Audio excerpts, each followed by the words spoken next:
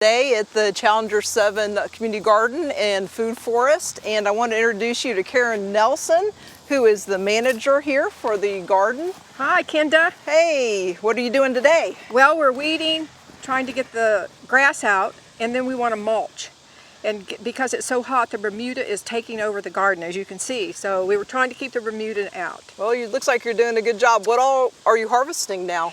Well, we're getting a lot of tomatoes and a lot of peppers, different kinds of peppers, sweet bell, Anaheim, banana pepper, a lot of jalapenos, and then our okra is starting to come up.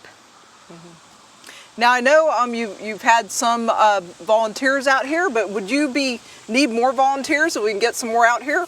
Yes, need volunteers early in the morning, the heat. So they need to be here around 7:30, 8 o'clock.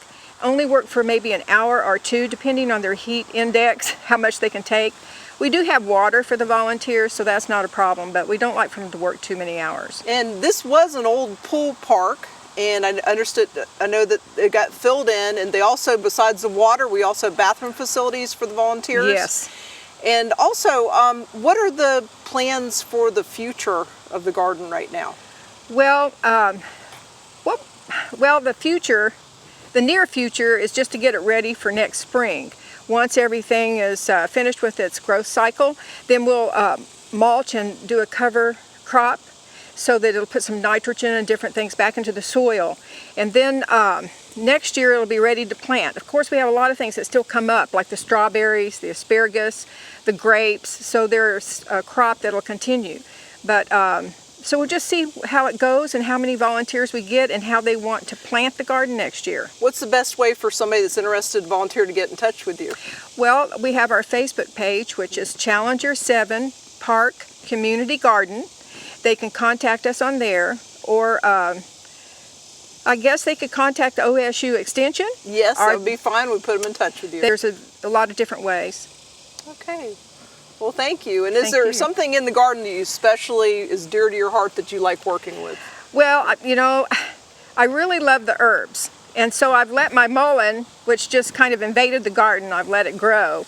And it's been beautiful. I've posted it on Facebook many a times, but I think the mullein is probably my favorite thing. Oh, well, that's wonderful.